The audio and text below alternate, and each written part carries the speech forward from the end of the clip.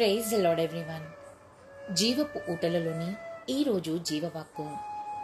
రోమీలకు రాసిన పత్రిక 8వ అధ్యాయం 7వ వచనం. ఏలయనగా శరీరానుసారమైన మనస్సు దేవునికి విరోధమై ఉన్నది.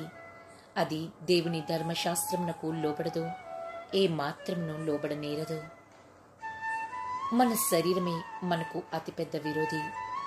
ఎందుకంటే మనసులో మనం దేవుని కట్టడలను అనుసరించాలి అనుకునే లోపే మనలను దారి మళ్లిస్తుంది, బలహీనపరుస్తుంది.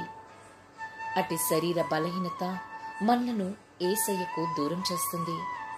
అందుకే మనకు ప్రతి అడుగున పరిశుద్ధాత్మ నడిపింపు, నింపుదల చాలా అవసరం. ప్రియ విశ్వాసి, ప్రార్థించు, పొందుకో. యేసుక్రీస్తు కృప మనకు తోడై ఉండును గాక. ఆమెన్.